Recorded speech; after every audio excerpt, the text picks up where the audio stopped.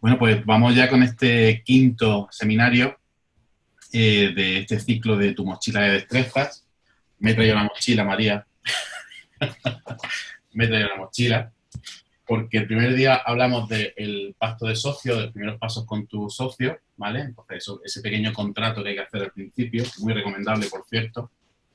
Estuvimos hablando con la gente, con Francisco Rico, con Sara Alonso de UGR Emprendedora, también vino Paola Cantaboni y Javier Canas. En la segunda sesión hablamos del uso del tiempo y de lo útil que es, tenemos mi reloj, de cómo utilizar tu tiempo de una forma adecuada y sobre todo para qué queremos optimizar el tiempo.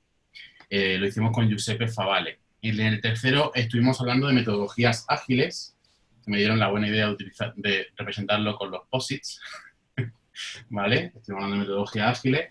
Y la semana pasada hablamos con Ramón Nogueras, aquí tenemos un libro de por qué creemos en mierda, muy recomendable, aunque estuvimos hablando de la parte de negociación. Así que hoy vamos a hablar de hacer presentaciones, de cómo utilizar la voz, estrategias de persuasión, etcétera. Así que me he traído un instrumento, ¿vale? Es un saxo andino, que ahora después vamos a utilizar. Así que ya que he hecho el tonto un ratillo, voy a presentar a Javier Sánchez Perona. Muy buenas, Javier, bienvenido. Hola, hola Oscar, mucho gusto estar aquí. Bueno, Javier es licenciado en Ciencia y Tecnología de los Alimentos por la Universidad del País Vasco y doctor en Química por la Universidad de Sevilla. Desde el 2008 es científico titular del CSIC y desde 2015 profesor asociado de la Universidad Pablo Olavide.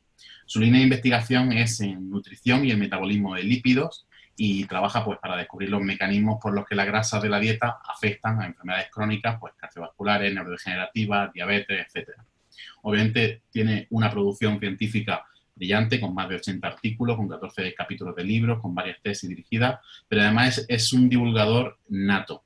Tiene un blog que se llama www.malnutridos.com y además es miembro de la asociación Ciencia con Futuro, que es un colectivo en defensa de los valores de la ciencia. Que, por cierto, recordemos que cada miércoles estamos haciendo una manifestación online con la etiqueta Sin Ciencia No Hay Futuro, al que os invito a uniros para que por lo menos pues, demos la matraca.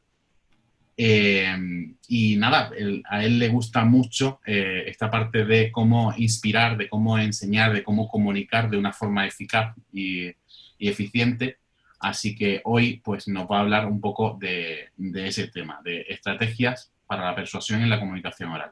Así que nada, Javier, bienvenido y muchas gracias. Muchas gracias, Oscar. Voy a compartir una presentación, un segundito.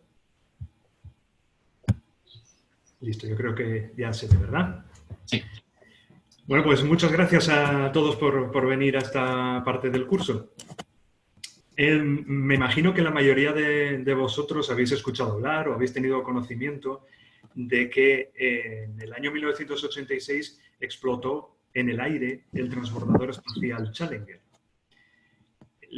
Supongo que algunos, quizá como yo, estaríais ya vivos entonces, habréis nacido entonces, o si no, pues lo habréis escuchado, ¿no? En el año 86 ocurrió eso, el transbordador espacial explotó en el aire. Probablemente lo que no sepáis es qué relación tiene la explosión del Challenger con la capacidad de persuasión que tenemos cuando hacemos presentaciones orales. Pero no pasa nada porque yo os lo voy a explicar ahora. El 27 de enero de 1986, los ingenieros de la empresa Morton Thiokol estaban muy inquietos esperando el pronóstico del tiempo que se preveía para el día siguiente, porque al día siguiente, el 28 de enero, era para cuando estaba previsto el lanzamiento del transbordador espacial. En esta empresa, en Morton Thiokol, lo que habían hecho es construir los tanques de combustible del transbordador espacial. Y los ingenieros sabían que había unas juntas en esos tanques que podían fallar si la temperatura del aire era demasiado baja al día siguiente. Si las juntas fallaban, lo que podían provocar es una fuga de combustible. Y claro, una fuga de combustible tenía un riesgo enorme de que se produjera una explosión. todos los temores de los ingenieros se vieron confirmados cuando vieron el pronóstico del tiempo para el día 28. Efectivamente, la temperatura del aire iba a ser demasiado baja.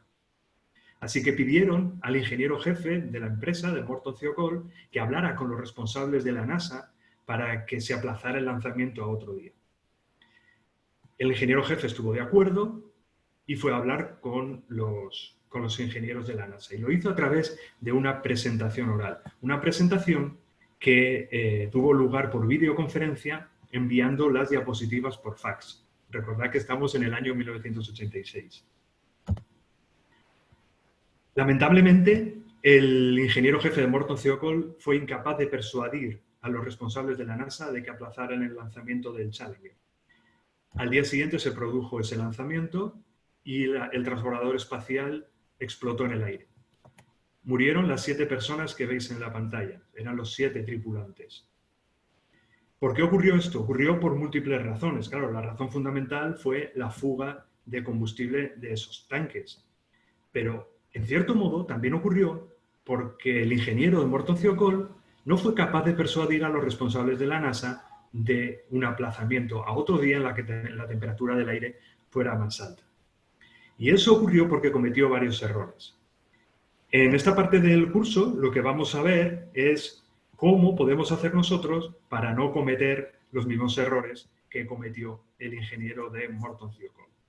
Por eso voy a centrar esta parte del curso en 3 puntos clave, 3 puntos estratégicos para conseguir persuadir a las audiencias que nos escuchan cuando hacemos presentaciones orales.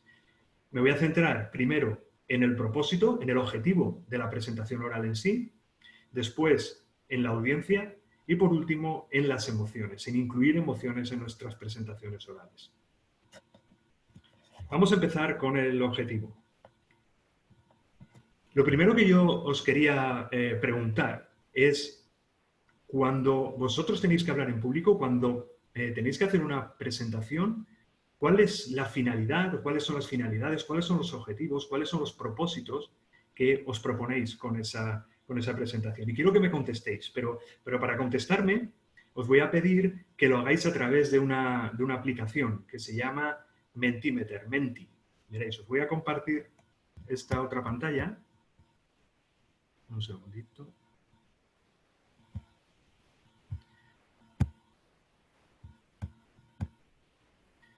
¿Veis? Aquí tenéis otra pantalla donde está la pregunta que os he hecho, ¿cuál es el objetivo de una presentación oral? Y para contestarme lo podéis hacer a través del teléfono móvil o a través de una pestaña en el navegador. Con el móvil no hace falta instalar nada, simplemente con el navegador del móvil lo único que tenéis que hacer es meter la URL que está ahí arriba, menti.com, y el código ese que se ve un poquito más a la derecha, 745965. Cuando lo hayáis hecho podréis responder a esta pregunta a través del móvil o a través de la otra pestaña en el navegador. La pregunta es, ¿cuál es el objetivo? ¿Cuáles son los propósitos, los fines que tenéis cuando preparáis una presentación oral? Y podéis dar un máximo de 3 respuestas. Podéis empezar ya, si queréis, a responder. Si alguien tiene alguna duda de cómo funciona esto, que me lo puede pedir por el chat y me lo pregunta por el chat y yo voy respondiendo.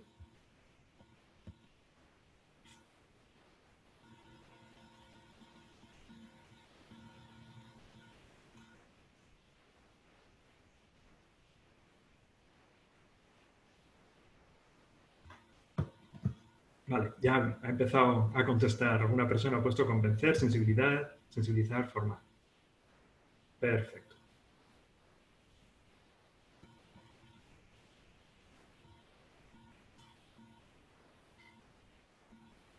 Vender algo, cambiar la forma de ver. Entender, explicar.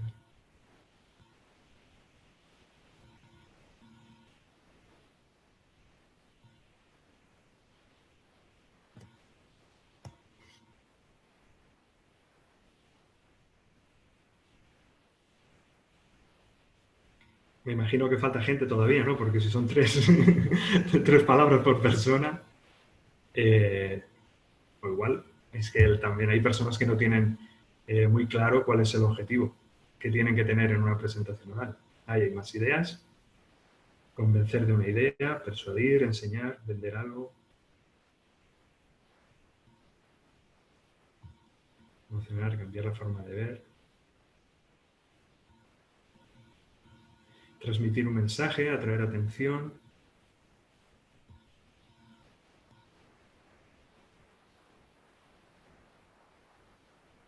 Explicar la importancia.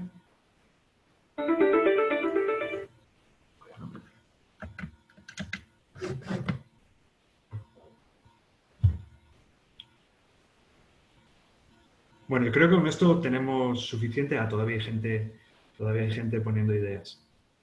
Transmitir un mensaje, enganchar.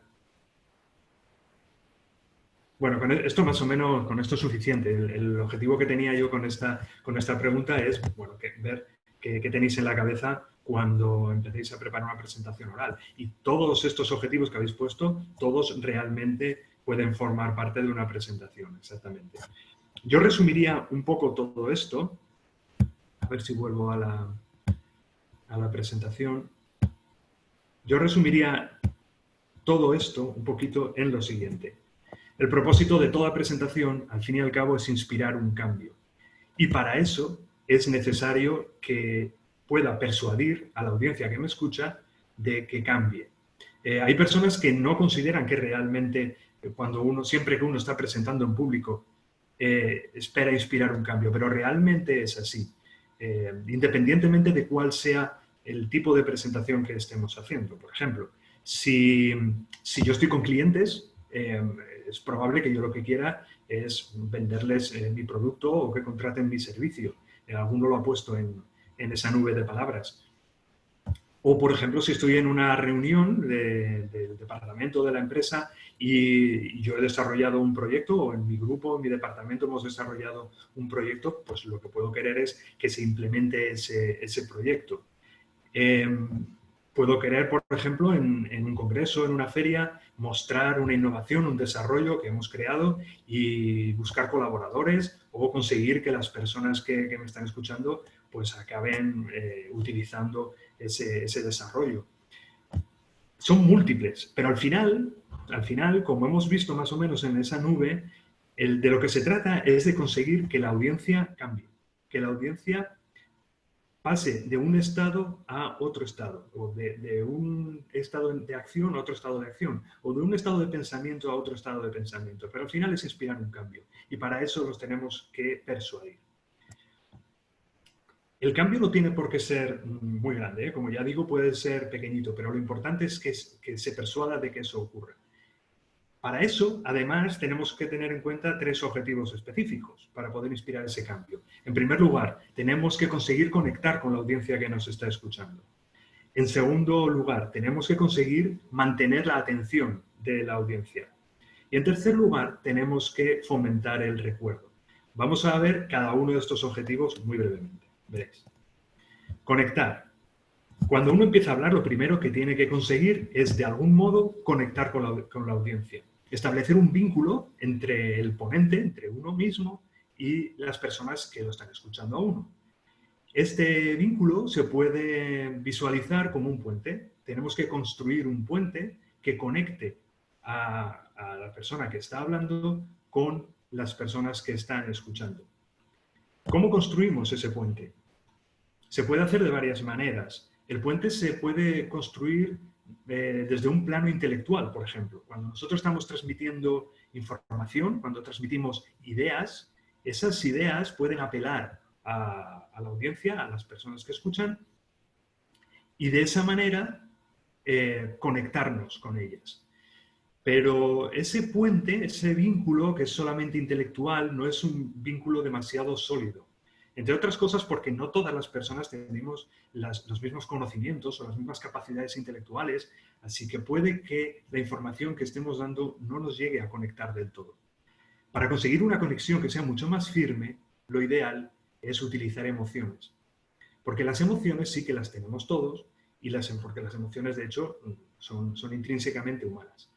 Ya hablaremos más adelante de las emociones, ya habéis visto que en el último bloque hablaremos de las emociones, Pero lo importante es ahora tener en cuenta de que las emociones nos sirven para construir ese puente que nos conecta con la audiencia. Una vez que el puente esté construido, ya podemos hacer pasar la información por él. Y esa información llegará de forma mucho más fácil a la audiencia. Eso en cuanto a conexión. Pero además tenemos que mantener la atención. Lamentablemente, las personas tenemos una capacidad de atención bastante limitada. Se estima que más allá de 10, 15, como mucho 18 minutos, no somos capaces de mantener la atención en una misma cosa, concentrados en esa misma cosa, sin que se nos vaya la cabeza y nos pongamos a pensar en cualquier otra cosa. Esa es la razón por la que muchos tipos de charlas, como las charlas TED, por ejemplo, tienen esa duración. Tienen 15-18 minutos máximo de duración. O las charlas Ignite, que son de aproximadamente 5 minutos, o las que organiza Oscar en Desgranando Ciencia, que son de 10 minutos y si te pasas te saca del escenario. Eso se hace por esa razón, porque es que no somos capaces de mantener la atención mucho tiempo. Pero claro, no siempre tenemos solo 10 minutos o 15 minutos para hablar. Hay veces que tenemos que hablar durante 40, 45 minutos, una hora o incluso más. ¿Qué hacemos entonces? Lo que tenemos que hacer es parar a repostar. Nosotros vamos conduciendo nuestro coche por la carretera, que es nuestra charla, y cada tanto tiempo tenemos que parar y cargar el depósito. Lo que tenemos que hacer es reconectar con la audiencia. ¿Cómo hacemos para llamar otra vez la atención de la audiencia, para volver a conectar con ellos? Pues evidentemente de la misma manera que lo hicimos al principio, utilizando emociones. Cada tanto tiempo deberíamos apelar de nuevo a la audiencia a través de las emociones. Otra manera muy útil de volver a llamar la atención de la audiencia es a través de la participación, haciéndoles participar, haciéndoles que hagan cosas. Cuando a alguien le pides que haga algo, ya la atención vuelve a centrarse en el tema del que estamos hablando y tiene que prestar atención a lo que tiene que hacer. Por lo tanto, la participación también es otra manera de volver a llamar la atención. Lo importante es mantener la atención.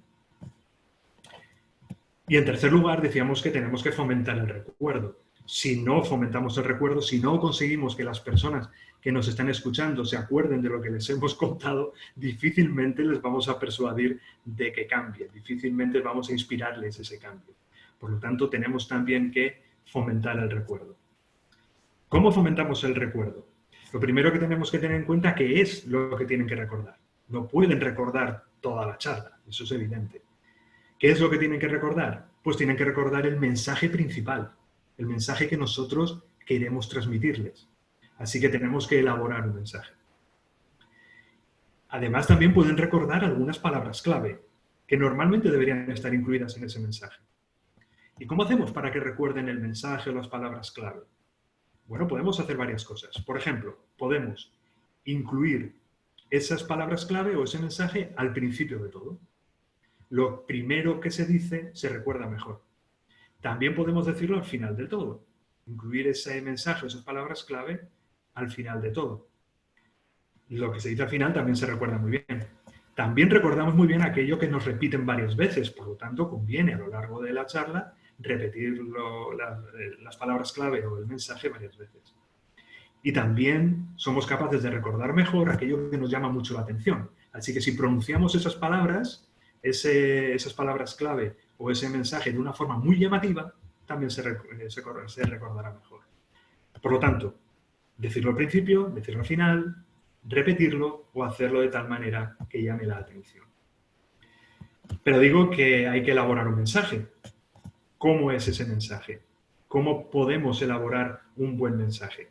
Lo primero que tiene que tener un mensaje es que tiene que constituir la esencia de todo nuestro discurso. Tiene que ser el resumen de lo más importante de todo el discurso condensado en una sola frase. Como os podéis imaginar, esto es dificilísimo, dificilísimo. Eso sí, si lo consigues, si consigues elaborar un buen mensaje, ya tienes casi todo ganado. Pero realmente es difícil, ¿eh? Esto requiere mucho trabajo, requiere mucho darle vueltas, tener muy claro qué se va a contar, tener muy claros los objetivos, tenerlo todo eso clarísimo para poder sacarle bien la esencia, extraerle bien la esencia al discurso y plasmarlo en un mensaje. Además, el mensaje tiene que tener 4 características. A ver que se ve, 4 características. La primera, tiene que ser muy claro. El mensaje no puede dar lugar a error. El mensaje no puede dar lugar a confusión o a malinterpretaciones. Tiene que ser muy claro. El mensaje tiene que ser conciso. Cuanto más corto, más fácil de recordar. Cuanto más largo, más difícil de recordar. Así que mejor que sea conciso. Además, el mensaje tiene que tener una acción. ¿Por qué tiene que tener una acción? Estamos diciendo que el objetivo de toda presentación oral, al final, es inspirar un cambio.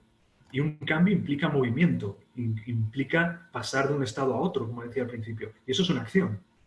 Esa acción debería estar incluida en el mensaje. Si podemos hacer explícito el mensaje a la audiencia, mucho mejor, que vea claramente qué es lo que queremos que haga. Si no podemos hacerlo, lo dejaremos implícito, pero deberíamos tenerlo para nosotros. ¿Y por qué la gente, por qué la audiencia va a querer hacer lo que nosotros le digamos en esa acción? Porque la última característica del mensaje es que incluya un beneficio. El mensaje tiene que tener también un beneficio. El beneficio es la motivación para que la audiencia cambie. Lo mismo que el cambio que nosotros queremos inspirar no tiene por qué ser un cambio enorme, que les vaya a cambiar toda su vida de repente, tampoco el beneficio tiene por qué ser un gran beneficio. Puede ser un pequeño beneficio, pero que exista, que sea real.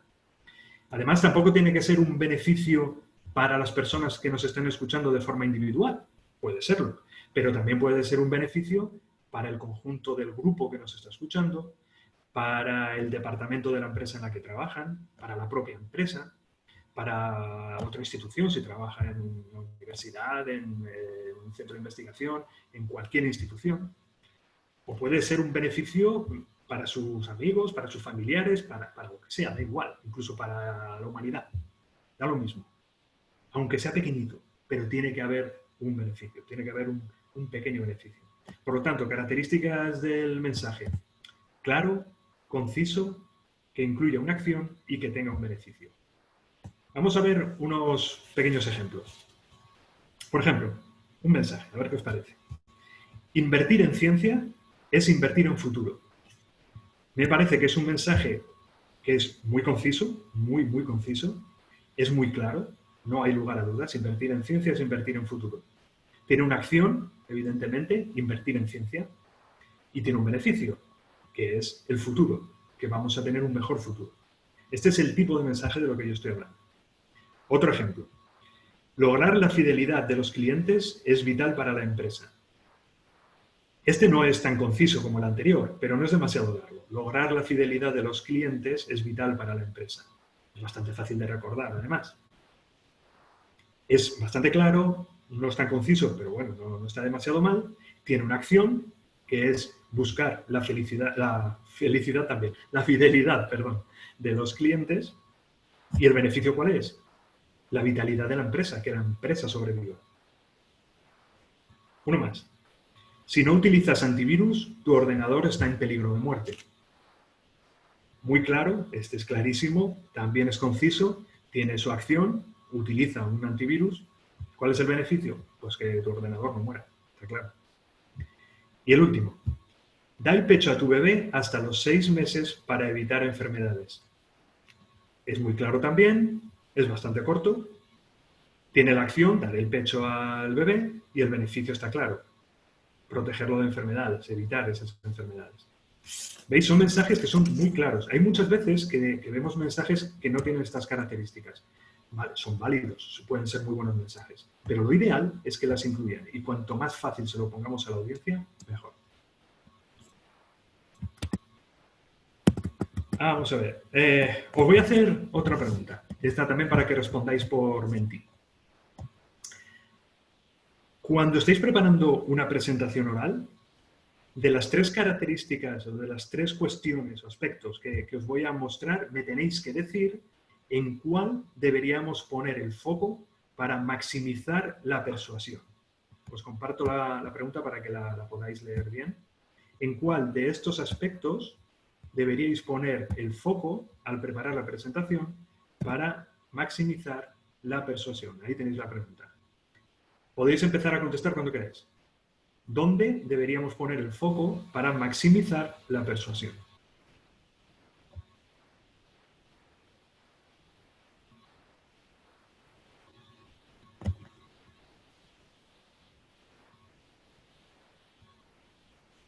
Para explicar un poquito más, en la pantalla me estoy refiriendo a los datos que muestro en la pantalla, no a la pantalla en sí, sino que muchas veces los gráficos que pongo contienen los datos, que al final es la parte importante intelectual de la presentación. El ponente sería la persona que está hablando y la audiencia, pues evidentemente las personas que están escuchando.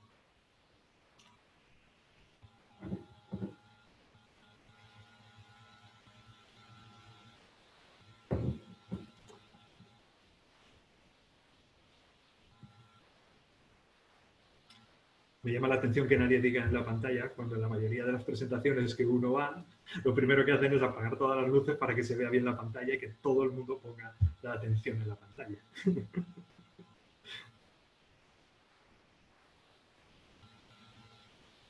Bueno, tenemos 7 respuestas. No sé si va a contestar alguien más. 8.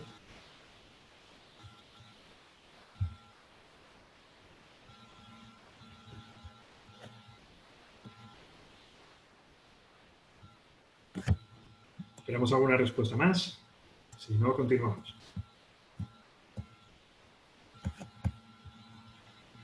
Bueno, parece que no hay más respuestas. 5 personas dicen que en la audiencia, 3 personas en el propio ponente. Bueno, os digo cuál es mi opinión. Mi opinión es que, como ha dicho la mayoría, el foco tiene que estar puesto en la audiencia. Vamos a hablar un poquito ahora sobre esto. El foco tiene que estar puesto en la audiencia. Hay muchas personas que consideran que los datos son lo más importante, por eso le prestan atención a la pantalla. Otras que consideran que lo importante es el ponente, que en definitiva es el que va a hablar y el que va a transmitir esos datos. Pero yo creo que lo más importante es poner el foco en la audiencia. Hemos dicho desde el principio, el objetivo de toda presentación oral es inspirar un cambio en la audiencia. Además, para eso necesitábamos 3 objetivos específicos. 1, conectar con la audiencia. En segundo lugar, mantener la atención de la audiencia. Y en tercer lugar, fomentar el recuerdo en la audiencia. Así que, evidentemente, el foco tiene que estar puesto en la audiencia. Cuando digo poner el foco en la audiencia, ¿a qué me refiero? A que tenemos que investigar a esa audiencia antes de ponernos a hablar, cuando estemos preparando la presentación, y conocer lo máximo posible que podamos de esa audiencia. ¿Qué cosas tenemos que conocer de la audiencia? Todo aquello que consideremos importante, todo aquello que sea importante para maximizar la persuasión. Esto incluye todo, incluye el número de personas que van a venir, a qué se dedican, la edad que tienen, el sexo que tienen, de dónde son, el nivel académico que tienen, los conocimientos que tienen sobre el tema, cualquier cosa que se nos ocurra, cualquier cosa.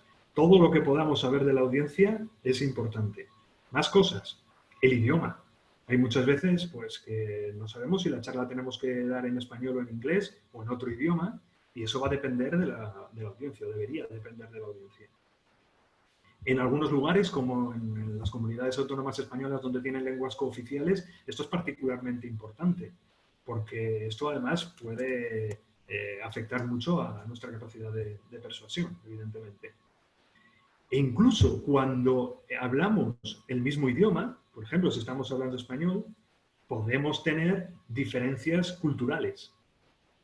Y esto también es importante. Imaginar, por ejemplo, que estamos dando una charla y las personas de la audiencia son, por ejemplo, todas latinoamericanas. Hablan español, vale, perfecto. Pero los códigos culturales son distintos. Y a lo mejor vamos a contar un chiste que no hace gracia ahí, que no tiene ninguna gracia. O resulta que contamos un chiste y puede llegar a ser ofensivo para esas personas. Todo esto deberíamos tenerlo en cuenta. Sobre esto, un amigo mío tiene una anécdota que es la siguiente. Él trabaja en una empresa constructora que está especializada en muros verticales. Muros verticales. yo cuando me lo contó, yo decía, pero vamos a ver, si los muros son todos verticales. Luego ya me explicó que no, que hay muros también inclinados. Digo, claro, es verdad. Pero bueno, ellos son especialistas en muros verticales. El jefe de mi amigo es argentino. Y cada vez que va a hablar sobre su empresa, ante clientes o ante otras empresas o lo que sea, él dice que la especialidad de su empresa son los muros parados. Pero eso a los españoles nos resulta súper chocante, ¿no? Porque vamos a ver, todos los muros están parados, los muros no se mueven. Pero es que en Argentina, estar parado, en otros países de Latinoamérica también, estar parado es estar de pie. Así que los muros parados son los muros verticales. Mi amigo está harto de decirle que deje de decir muros parados cuando se refiere a muros verticales y está hablando para españoles. Estas son cosas que tenemos que saber de la audiencia. Pero lo más importante de todo lo que tenemos que saber de la audiencia es qué necesita la audiencia, cuáles son sus necesidades, cuáles son sus expectativas, qué espera la audiencia de nosotros, de nuestra charla. Eso es lo más importante. No tenemos que contarle a la audiencia aquello que nosotros creamos que es lo más importante. Tenemos que contarle a la audiencia aquello que la audiencia necesita saber. Y eso va a afectar muchísimo a nuestra capacidad de persuasión, porque si a la audiencia lo que nosotros le contamos no le importa, aunque a nosotros nos parezca vital, no la vamos a conseguir persuadir de nada. Por tanto, lo más importante que necesitamos saber de la audiencia es qué necesita saber. Y esto sobre la audiencia, pero antes de pasar al siguiente bloque, tengo otra pregunta para responder en mente, la última ya. Con esta pregunta os quería preguntar lo siguiente.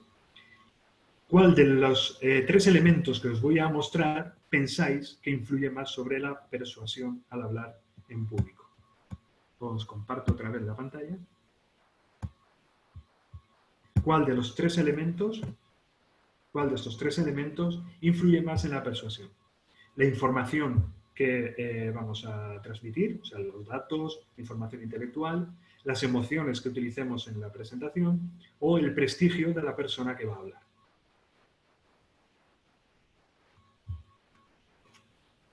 He hecho tanto hincapié en las emociones que la barra de las emociones está arrasando.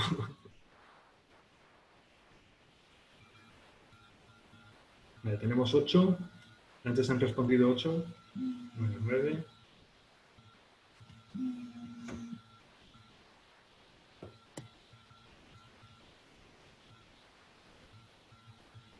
Esperamos un poquito más a ver si hay alguien más. Si no, resolvemos. Vale, vamos a resolver. La mayoría ha dicho, evidentemente, las emociones. Pero esta pregunta, la verdad es que tenía un poquito de trampa. Porque son las 3. Son las 3. Y esto no lo digo yo. Esto lo decía Aristóteles hace más de 2400 años. Aristóteles, en su célebre libro La República, decía que las 3 patas sobre las que se sostiene la persuasión cuando hablamos en público eran logos, ethos y pathos. Vamos a ver qué son cada una de estas palabrejas. Con logos, Aristóteles se refería a la parte intelectual del discurso. Se refería a los datos, a la información que nosotros vamos a transmitir. Esto es muy evidente, con esto no solemos tener problemas cuando hacemos una presentación. Es evidente que una presentación oral tiene que tener un contenido intelectual. Si no tiene ese contenido, la presentación va a estar vacía y eso la audiencia pues lo va a apreciar. No me estás contando nada. Si no me estás contando nada, no me voy a persuadir de cambiar. No me vas a inspirar ningún cambio. Como digo, con eso no tenemos problema. De hecho, al contrario, como normalmente no ponemos el foco en la audiencia, sino que lo ponemos en nosotros mismos y contamos todo lo que nos parece importante, solemos meter demasiada información en nuestras presentaciones y nos olvidamos de otros aspectos. Esto en cuanto al logos. Pero antes de hablar del ethos, del ethos, también es importante tener en cuenta otra cuestión. El ethos es la palabra de la que proviene etimológicamente la palabra ética. La palabra ética. Decía Aristóteles que nosotros otorgamos más credibilidad a una persona que nos parece ética, que nos parece buena. Por lo tanto, él recomendaba que las personas, cuando hablemos en público, parezcamos buenas personas. Es más fácil que persuadamos a alguien que nos cree que somos buenas personas que persuadamos a alguien que nos cree que somos malas personas. Pero con ethos también se refería a otra cosa Aristóteles. Para hablar de esto, primero os quería hacer esta pregunta. ¿Quién es Joshua Bell? ¿Alguien conoce a Joshua Bell? Si alguien lo conoce, voy a dejar unos segundos, pero si alguien lo conoce a Joshua Bell, que me responda por el chat. Que me responda por el chat.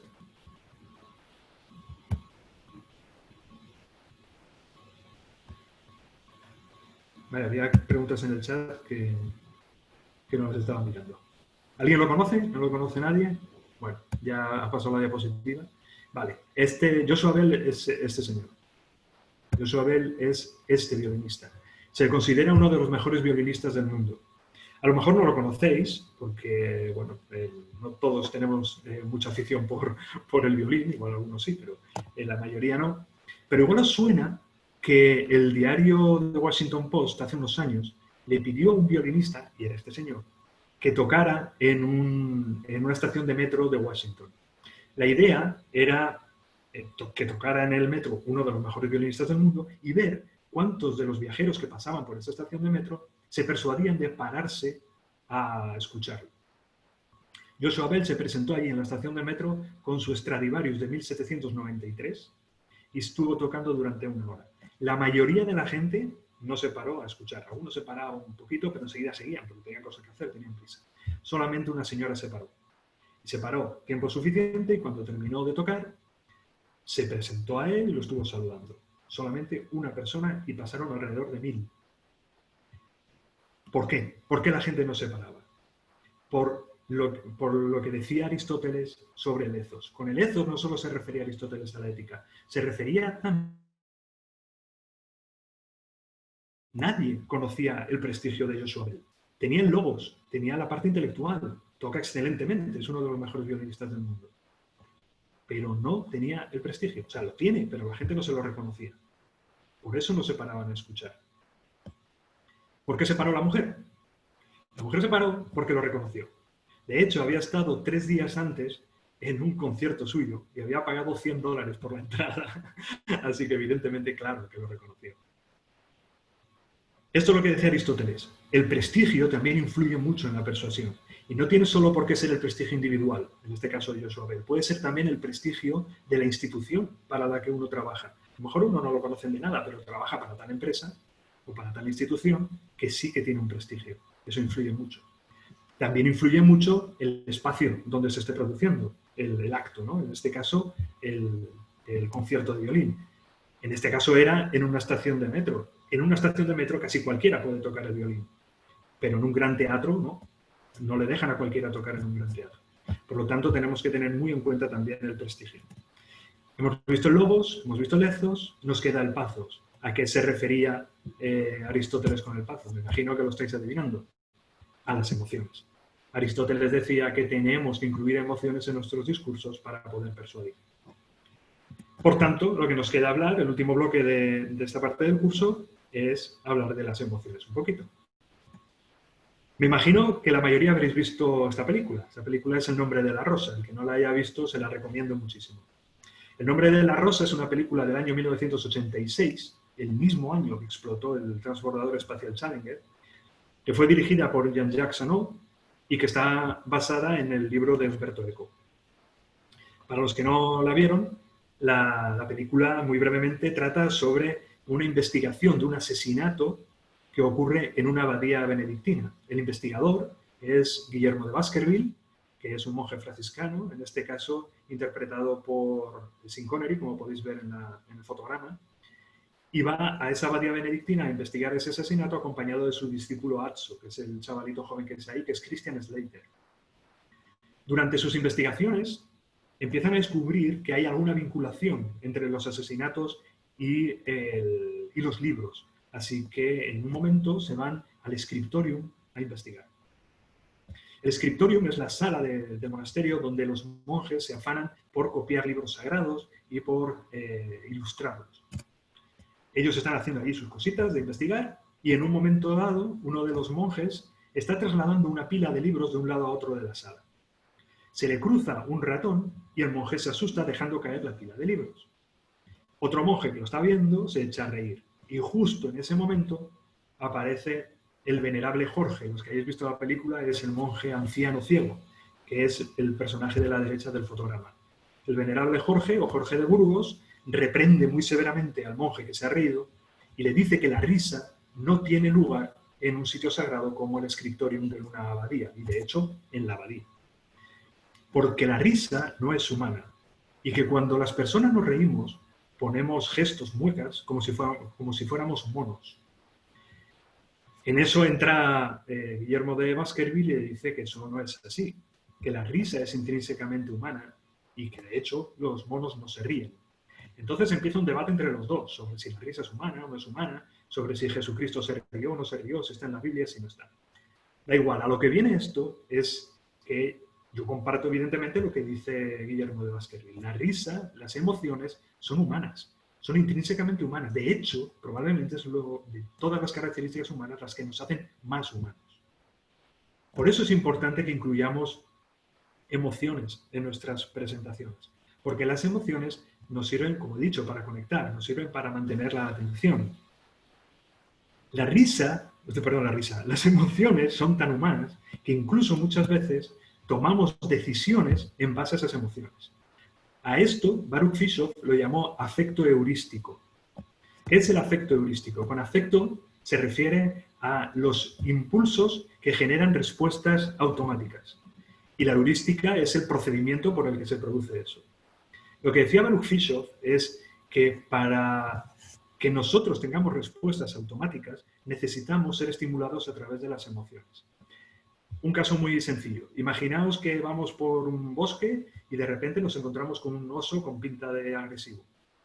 Si nosotros nos esperamos a hacer elaboraciones racionales para tomar una decisión sobre qué hacer en ese momento, probablemente para cuando termináramos de decidir si lo que nos conviene es enfrentarlo, es quedarnos parados, mostrarnos sumisos o salir corriendo, y valoráramos pros y contras de cada una de esas opciones, el oso se nos ha merendado. ¿Qué hacemos? Lo que hacemos es que se apodera de nosotros una emoción fuerte, como es el miedo, y nos hace reaccionar. Es posible que la reacción que tengamos no sea la mejor, pero reaccionamos. Eso es el afecto heurístico. Más tarde, Melissa Finucane decía que cuando los afectos, es decir, los estímulos que nos provocan esa respuesta rápida, que son las emociones, si esos afectos son positivos, entonces tendemos a minimizar riesgos. Nos volvemos más arriesgados, somos capaces de hacer más cosas. Pero si los afectos son negativos, entonces ocurre lo contrario. Entonces nos volvemos más parados, no nos atrevemos. Por eso, si nosotros queremos persuadir de que se produzca un cambio, es mejor utilizar afectos positivos, emociones positivas. Ahora, si lo que queremos es persuadir de que la gente no cambie, de que no se mueva, de que no haga nada distinto, mejor utilizar afectos negativos, como el miedo, por ejemplo. ¿Cuáles son las emociones que podemos emplear? Podemos emplear cualquier tipo de emoción, pero las emociones que funcionan bien son las que nos ayudan a recordar. Decía Eduardo Galeano que la palabra recuerdo proviene del latín re cordis. Cordis es corazón en latín. Eduardo Galeano lo que decía era que recordar es hacer pasar 2 veces por el corazón. De esa manera emocionamos y la emoción es la que nos hace recordar. Y en cuanto a las emociones que podemos utilizar, pues son las que aparecen en la película Inside Out, otra película que recomiendo mucho. Para el que no la haya visto, esta película transcurre en el cerebro de una niña. Son las emociones que se interrelacionan entre sí. Y las emociones que aparecen son las 5 emociones básicas, que son la alegría, la tristeza, el asco, el miedo y la ira. Esas son las 5 emociones básicas y podemos utilizar cualquiera de ellas. Por ejemplo, la alegría, que la asociamos con el humor, con el chiste, con la risa, es súper útil en cualquier presentación oral. Nos conecta muy rápido, pero cuidado, hay que utilizarla con prudencia. Hay que utilizarla con prudencia por el tema cultural que decía antes, pero también porque no todo el mundo es gracioso. Y no hay nada más lamentable que una persona que no es graciosa haciéndose la graciosa. Así que cuidado con eso. De todas maneras, si ves que tú no eres muy gracioso, puedes utilizar otras emociones que las haya patadas. cualquiera de estas otras 4 que he dicho, la tristeza, el asco. Por ejemplo, si queremos provocar rechazos, podemos utilizar el asco. Pero es que tenemos muchas más, porque las personas somos súper complejas, somos complejísimas, tenemos un montón de emociones. Por ejemplo, la pasión. Creo que al hablar en público una de las cosas que mejor conectan es que la audiencia vea que el ponente siente pasión por lo que está contando. Y muchas más. Tenemos la empatía, tenemos la ternura, tenemos la anticipación, tenemos la sorpresa. Todas esas emociones las podemos usar, pero lo importante es usar emociones. Es probable que si el ingeniero jefe de Morton Thiokol, cuando hizo su presentación a los responsables de la NASA, hubiera empleado emociones y no solo hubiera transmitido contenido intelectual y además contenido ingenieril muy complejo, teniendo en cuenta que además no todos los responsables de la NASA eran ingenieros y comprendían todos los datos que estaba transmitiendo, si además de tener en cuenta a la audiencia, hubiera tenido en cuenta a las emociones y hubiera dicho, cuidado, si lanzamos el cohete mañana con esta temperatura que tenemos en el aire, puede haber una fuga de combustible y si hay una explosión, morirán todos los tripulantes. Si hubiera utilizado ese tipo de emociones, es posible que les hubiera persuadido de cambiar la fecha, de aplazar el lanzamiento del transbordador espacial Challenger. Para terminar, os quiero dejar con unas palabras de Maya Angelou. Maya Angelou era una escritora y activista estadounidense. Maya Angelou lo que decía era que la gente olvidará lo que dijiste, la gente olvidará lo que hiciste, pero la gente nunca olvidará cómo la hiciste sentir. Eso es todo. Muchas gracias. Ahora me imagino que Óscar dirá que tenemos tiempo para preguntas, ¿verdad, Óscar? Sí, y de hecho había algunos comentarios que han hecho ya en el chat. Por ejemplo, Dolores Ruiz decía que no hace falta una presentación ni una pantalla si el orador es bueno y lo sabe hacer suficientemente bien. Y yo estoy de acuerdo, estamos tan acostumbrados en ciencia a presentar datos y a presentar resultados que casi no concebimos una charla sin presentación, pero se puede y es recomendable ensayarlo de vez en cuando y probarlo. Sí, a ver, yo estoy de acuerdo con eso, pero también tengo que decir una cosa. Yo casi que no he visto presentaciones sin pantalla. Alguna he visto, ¿eh? Alguna he visto. Pero hay unas cuestiones que hay que tener en cuenta. Primero, hay conceptos que es mucho más fácil explicarlos visualmente que oralmente. En ese caso, deberíamos utilizar diapositivas, o una pantalla o una imagen. Por otro lado, hay datos que también se ven mucho mejor visualmente que oralmente. Por ejemplo, cuando ponemos un gráfico nos facilita mucho entender datos. Entonces, en ese caso también deberíamos utilizar pantalla. Pero luego, además, está una cosa que dice ¿cómo se llama? Michael Anderson, creo que se llama, uno de los fundadores de las charlas TED, que dice que las diapositivas también sirven para otra cosa. Más que las diapositivas, él dice imágenes. Que las imágenes sirven para otra cosa, que es para deleitar. Estamos hablando de emociones, estamos hablando de emocionar a la audiencia. Una forma de emocionar a la audiencia es deleitarla, poniéndole imágenes agradables. Esto también tiene que venir a cuento. No va a poner un paisaje simplemente porque es bonito y ya está. Y luego estoy hablando de cualquier otra cosa, ¿no? Pero dentro del tema, yo puedo deleitar a la audiencia con imágenes agradables. Eso también es una utilidad que pueden tener las diapositivas. Luego nos comentaba Teresa, dice, ¿qué pasa cuando la audiencia es cautiva? Por ejemplo, estudiantes.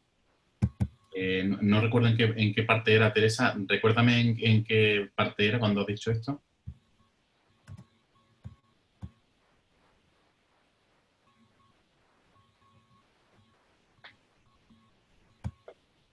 ¿Qué pasa? Es que no sé a qué se refiere en concreto, qué ocurre cuando la audiencia es cautiva. Y por eso, Teresa, si puedes comentarnos.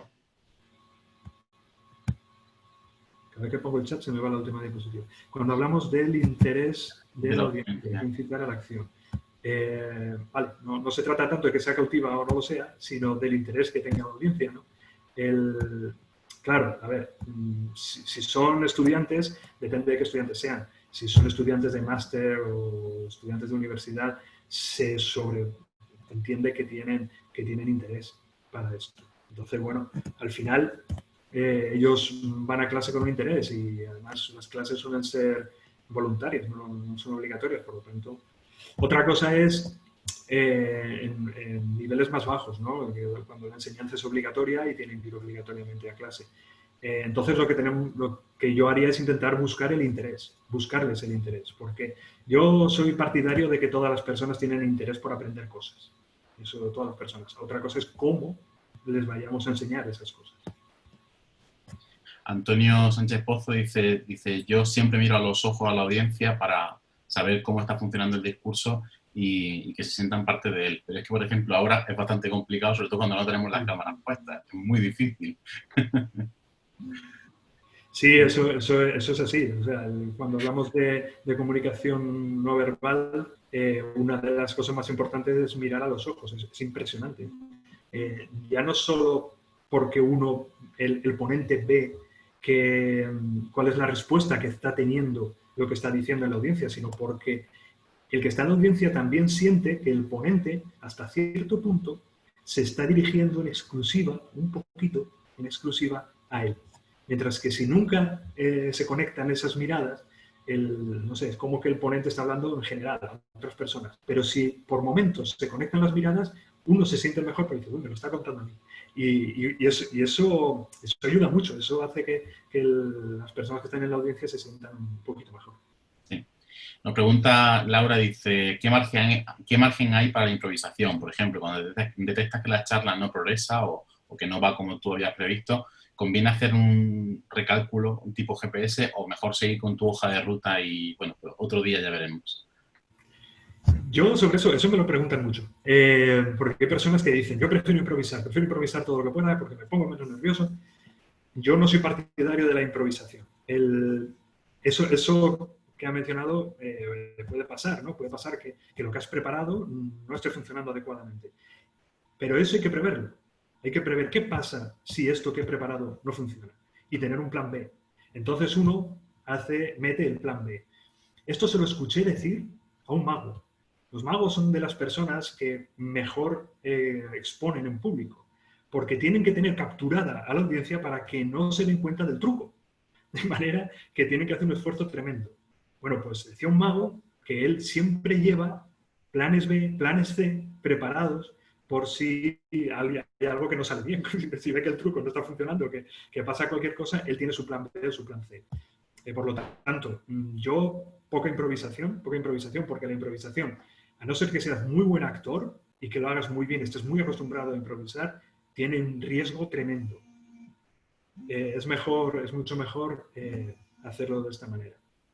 Y creo que a veces también nos equivocamos, pensamos que la gente que improvisa no se lo prepara, y la gente que improvisa se lo prepara 3 veces más. Es decir, la improvisación se prepara. Claro, sí. Completamente de acuerdo. Vale, pues, ¿alguna pregunta más? Si no, de todas formas, Javier se va a quedar un rato más hasta que Sí, yo pueda me quedo hasta que después lo reclamen por el laboratorio, que él sigue trabajando. Si hay alguna Bueno, pregunta más.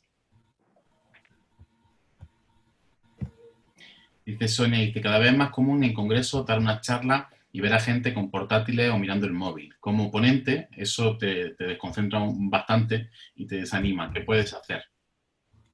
mira, yo escuché a uno de los mayores expertos en presentaciones orales que hay en España, es Gonzalo Álvarez Marañón, y le escuché decir una vez lo siguiente. Resulta, él es teleco, él es experto en presentaciones, pero de formación es teleco, y da muchas charlas sobre telecomunicaciones. Dice que a las charlas de telecomunicaciones va todo el mundo con portátil. Y cuando va a empezar la charla, todo el mundo tiene la tapa del portátil abierta. Lo mismo pasa con los móviles, vamos todos con los móviles. Entonces, él lo que recomienda es que al empezar la charla tiremos una bomba. O sea, lo hagamos con una explosión, con algo que llame muchísimo la atención. Y dice que a él le pasó una vez que estaba en una charla, por eso estaba hablando en público, iba a empezar la charla y estaban toda la audiencia con las tapas de los portátiles, las pantallas levantadas. Empezó a ver pantallas irse para abajo, pa. ¿Por qué? Porque habían decidido todos que merecía mucho más la pena escuchar a esta persona que lo que estuvieran haciendo en el portátil. Y eso es lo que tenemos que conseguir. Intentar llamar la atención de tal manera que les merezca mucho más lo que nosotros les estamos contando que lo que pueden ver en un portátil o en un móvil. Claro. mucho esfuerzo también. Hay que pensar mucho, darle muchas vueltas al coco, cómo podemos llamar la atención.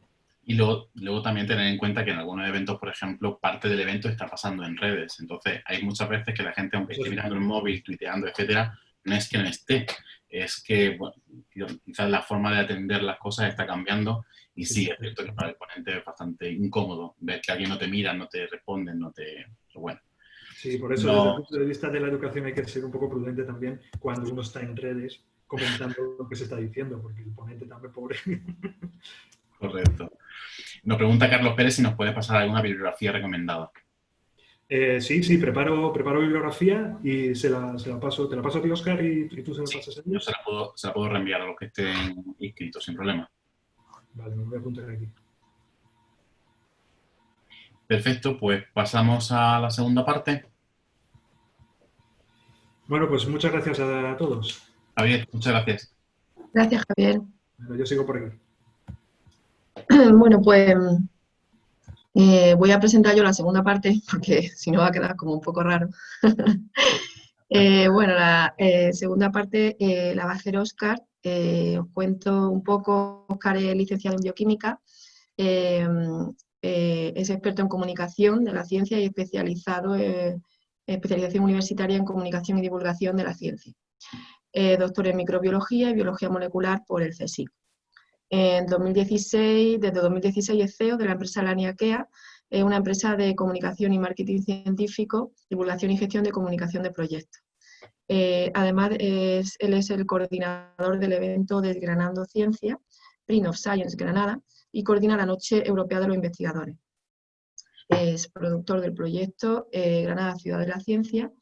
Ha participado en la producción de eventos, documentales, proyectos europeos, grupos operativos, ofrece charlas, talleres, mesas redondas en decenas de proyectos y desarrolla también cursos de formación en técnicas de comunicación y divulgación científica. Actualmente reparte su tiempo entre la oficina de transferencia de la Estación Experimental de Zaidín, del CSIC, y la comunicación de la Fundación del Parque Tecnológico de la Salud. Colabora con el PTS desde hace aproximadamente un año. Así es que, Óscar, cuando quieras puede empezar. Muchas gracias. Muchas gracias, María. Venga, pues voy a empezar poniendo la presentación. No voy a dar la charla sin presentación. Ahí, ¿la veis? ¿Sí? Vale. Bueno, pues yo voy a hablaros de cómo utilizar la voz, ¿vale? Para convencer, ¿de acuerdo? Quiero demostraros que la voz tiene una influencia poderosísima y que se puede ensayar y se debe ensayar y se debe entrenar la voz y la forma de respirar, sobre todo para no hacernos daño. Y una de las cosas que estaba hablando con Javier justo antes de empezar es que ahora, al no tener los interlocutores cerca, al estar hablando con pantallas y pensar que no nos están escuchando bien, tendemos a forzar mucho más la voz y al final nos hacemos daño. Entonces, tened en cuenta que vuestra primera persona está en el micrófono y no tiene por qué, o sea, que los problemas de conexión son otros. No forcéis la voz por intentar que el otro escuche, lo que hay que hacer es mejorar la conexión simplemente. Os voy a hablar de la voz, no voy a hablar de esta voz, por supuesto, no vamos a hacer una selección de voces ni nada de eso. Vamos a hablar de la voz como instrumento, ¿de acuerdo? Como dice mi buen amigo José Antonio Meca, que es periodista, locutor y actor de doblaje, dice que siempre tiene una buena noticia y una noticia mejor con respecto a la voz. La buena noticia es que no hay una voz mala. Todos tenemos una voz, todos podemos hablar, todos podemos locutar y todos podemos comunicar un mensaje. Y la mejor noticia es que, aunque no tengamos una voz maravillosa y espléndida, da igual, porque todas las voces son mejorables. Bueno, todas igual. Hay algunas que tienen un margen mayor de mejora y otras que tienen menos margen de mejora. Voy a estructurar la charla en dos partes. En la primera vamos a hablar sobre las cualidades de la voz y cómo utilizarlas para convencer a la audiencia. Y en la segunda vamos a hablar de los vicios del lenguaje. ¿De acuerdo? Venga, pues vamos con la primera parte. La voz en realidad es un instrumento, y es un instrumento muy complejo y muy extraño, porque es un instrumento de viento, de cuerda y de percusión a la vez. Y eso hace que sea un instrumento muy versátil, ¿de acuerdo? Bueno, cuando o sea, cuando vosotros, cuando me refiero a que es un instrumento de viento, me refiero a que lo que impulsa el instrumento en realidad es el aire, ¿de acuerdo? ¿Y de dónde viene ese aire? Pues viene en realidad de nuestro músculo diafragma, que al contraerse es capaz de absorber aire hacia dentro de los pulmones y cuando se relaja, ¿de acuerdo? Pues se va hacia arriba y hace que exhalemos el aire. Eso regula la fuerza con la que lo hacemos, ese músculo está prácticamente ocupando la mitad de nuestro cuerpo, está anclado a las costillas, está anclado a la espalda, incluso si no respiramos bien, si no hacemos un buen uso, nos puede dar una contractura y nos podemos hacer bastante daño. Pero cuando utilizamos un instrumento de viento, si el viento pasa a través de un tubo, ¿vale? Imaginaos que este es un tubo, si solamente hacemos pasar el viento a través del tubo, no hace nada. En realidad tenemos que hacer vibrar ese aire, tenemos que hacerlo tropezar, tenemos que hacerlo moverse de una forma especial para que genere un sonido. Y en ese momento, entonces genera un sonido. Lo podemos provocar nosotros alterando el recorrido o hay instrumentos que tienen directamente un bisel, como las flautas, ¿vale? Que directamente tienen un bisel que provoca esa alteración y ese movimiento del sonido, ¿vale? Luego digo que también es un instrumento de cuerda, aunque no son exactamente cuerdas, porque tenemos cuerdas vocales. En realidad no son cuerdas, ¿de acuerdo? Son pliegues, ¿de acuerdo? Y esos pliegues, que es lo que popularmente llamamos las cuerdas vocales, los tenemos en la garganta. Y luego es un instrumento de percusión porque también tenemos una caja de resonancia, tenemos capacidad de percutir varias partes de nuestra boca, nuestra garganta, nuestros labios, y por eso al final tienes una mezcla de los tres, ¿de acuerdo? Entonces, en cuanto a las cuerdas vocales, en realidad tenemos 4 pares, ¿de acuerdo? Los tenemos aquí dibujados. Hay 2 pares que son los superiores o las cuerdas falsas, ¿de acuerdo? Y luego están las partes o vestibulares y luego están las cuerdas vocales reales, que son con las que provocamos realmente el sonido. Hay básicamente 3 mecanismos para producir la voz. La primera es la vibración de los repliegues, ¿vale? Que es lo que produce pues, los sonidos tonales o sonoros, a, y también los nasales. Al final eso solamente es vibración.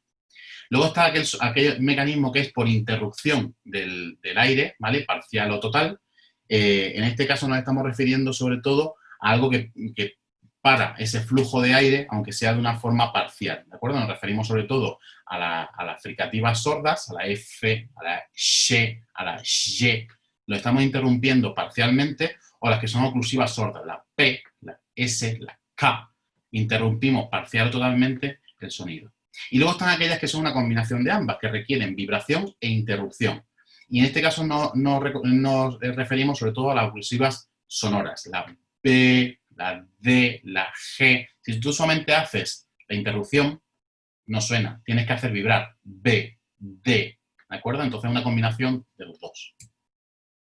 Y tenéis nuestras cuerdas vocales, que son bastante feas. Eso es como se ven las cuerdas vocales cuando nos meten una cámara por la nariz, ¿vale? Cómo se verían desde arriba, ¿de acuerdo? Es bastante raro. Ahora las veréis en movimiento. Entonces, como os digo, al final nuestra voz es un instrumento de viento, de cuerda y de cierta forma de percusión. La mezcla de todo esto al final nos va a dar las cualidades de la voz, ¿de acuerdo? Y vamos a ver con esta cajita, que es un ejemplo que ponía Emma Rodero, que es investigadora de temas de la voz, de cómo convencer, del uso que se hace de la voz, etcétera. Ponía este ejemplo que es la caja de voz. Y en esa caja de voz pues podemos ir moviendo la intensidad, el tono, el timbre, la duración. La duración no es exactamente relacionada con el sonido, pero tiene una importancia bastante grande. Entonces, vamos a ir viendo cada una de estas cualidades, ¿de acuerdo? Y vamos a ver cómo influyen y cómo, sobre todo, cómo las siente la persona con la que estamos interaccionando, ¿vale? Vosotros diréis, vale, menudo rollo me están metiendo de tema de sonido, de tema de instrumento y de tema de tal. Yo lo que quiero es sonar súper sexy, súper convincente. Vale, pues vamos a explicaros exactamente lo mismo, pero con evidencia y con utilidad de cómo modificar y cómo usar esa voz para sonar sexy, para sonar convincente. Vamos primero con la intensidad. La intensidad se relaciona con la amplitud de la frecuencia, ¿vale? Depende de la presión sonora, ¿de acuerdo? Y se relaciona de forma directamente proporcional con el volumen. Es decir, que depende de nuestra respiración y de la fuerza de nuestro diafragma para sacar el aire hacia afuera, ¿de acuerdo? Entonces, básicamente depende de la parte del diafragma, depende de cómo respiremos y de cómo exhalemos ese aire, vamos a dar una intensidad o vamos a dar otra. Voy a poner esta pequeña animación.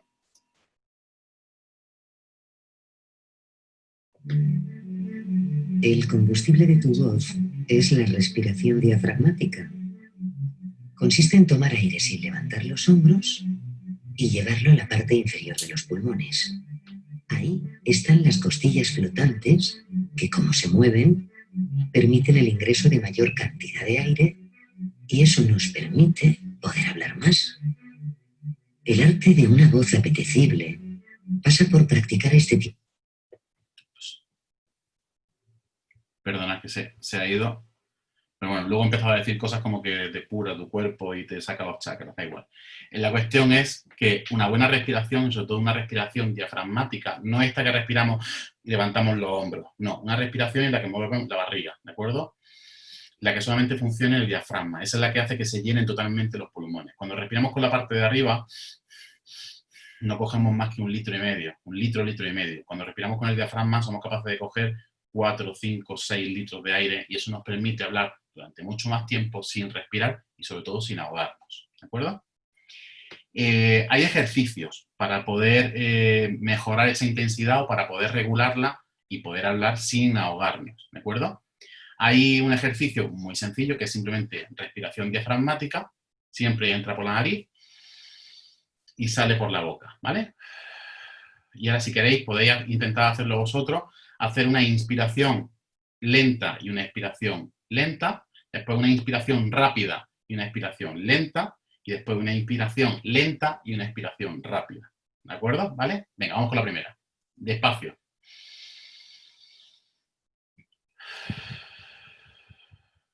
Ahora entra muy rápido. Soltamos lento. Ahora entra muy despacio. Soltamos rápido. ¿Vale? Si vamos alternando esa velocidad y esas inspiraciones y expiraciones, al final vamos controlando, ¿de acuerdo? Y siendo conscientes de cómo vamos respirando. ¿Por qué? Porque si vamos a decir una frase corta, no hace falta coger una gran cantidad de aire. Pero si vamos a decir una idea muy larga y queremos expresarla de forma tranquila, tendremos que coger una gran cantidad de aire. ¿De acuerdo? Ahí, para fortalecer el diafragma y para poder tener un mayor control, hay algunos ejercicios que son muy fáciles. Por ejemplo, tomamos todo el aire que podemos y lo vamos soltando y podemos sisear para ayudarnos por fase.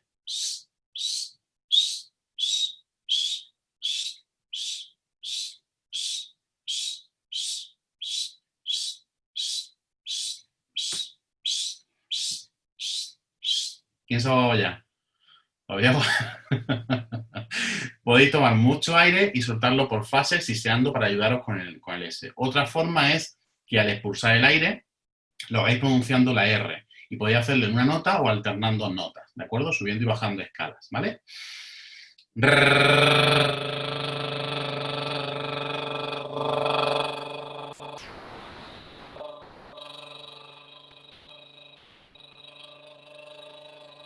Hasta que os quedéis sin aire, ¿vale? O podéis hacerlo alternando notas.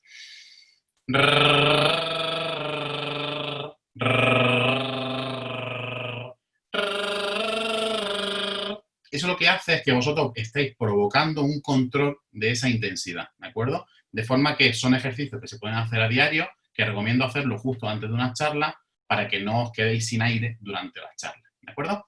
El tercer ejercicio es muy fácil, ¿vale? Os tumbáis en el suelo de cúbito supino, es decir, boca arriba, con las rodillas flexionadas, ponéis las manos en la barriga y notáis cómo hacéis esa respiración diafragmática, ¿de acuerdo? Notáis cómo sube y baja la barriga. Y podéis hacer todo lo anterior al ejercicio de esa forma, tumbado en una colchoneta, mejor una colchoneta o algo que esté totalmente horizontal. Si lo hacéis en la cama, al final, como la cama cede un poco, modificáis la postura. Y además son ejercicios muy buenos si tenéis problemas de espalda, ¿de acuerdo? Porque fortalece la musculatura de la espalda. Bueno, pues no es lo mismo hablar con una intensidad baja, la voz tiene una poderosa influencia, que hablar con una intensidad alta y decir que la voz tiene una poderosa influencia, ¿vale? ¿Tenemos que dar voces? No hace falta dar voces. Pero sí que es verdad que la intensidad refleja nuestra personalidad y también nuestro estado de ánimo. De forma que una persona que está triste o que está aburrida o que es introvertida habla con una intensidad muy bajita para que no se note que está. Y una persona que es feliz, que es extrovertida, que es entretenida, que está segura de lo que está diciendo, tiene una intensidad tendente a alta. No estoy diciendo dar voces, estoy diciendo una intensidad tendente a alta, ¿de acuerdo? También es verdad que depende del momento. Es decir, si estamos dando un discurso súper solemne en un entierro, pues la intensidad regularla un poquito, ¿vale? Pero generalmente se agradece y lo que queremos, o sea, la sensación que nosotros queremos dar es de que somos personas confiadas, felices, entretenidas, extrovertidas, por tanto, la intensidad tendente a alta, ¿de acuerdo? Mantener esa intensidad supone proyectar la voz, porque si no nos estamos haciendo daño, ¿de acuerdo? Y luego, si queréis, hablamos de cómo proyectar la voz y de ejercicios que se pueden hacer. Hablamos ahora del tono. El tono o altura varía principalmente según la frecuencia, es decir, según la cantidad de vibraciones que tenga una onda sonora. Y nos permite diferenciar los sonidos graves o bajos o de baja frecuencia con los sonidos que son agudos o altos o de alta frecuencia, ¿vale? También afecta la presión sonora, la envolvente, pero bueno, eso lo vamos a dejar de momento. Básicamente, no vibra igual una cuerda que sea gorda y larga que una cuerda que sea muy finita y muy corta. Con la misma intensidad, la cuerda que es gorda y larga vibra muchas menos veces que la pequeña, ¿de acuerdo? Y eso depende básicamente de nuestros pliegues vocales, ¿de acuerdo? Nosotros podemos emitir muchos menos tonos de los que podemos oír. Y si queréis, vamos a hacer una pequeña prueba. Vamos a hacer una pequeña prueba porque vamos perdiendo audición con el tiempo. Vamos a empezar en 8 MHz. A ver, ¿quién la escucha? ¿Escucháis? Venga, pasamos a 10. ¿Sí? Pasamos a 12. Apuntad cuando dejáis de escuchar, ¿vale? Pasamos a 14.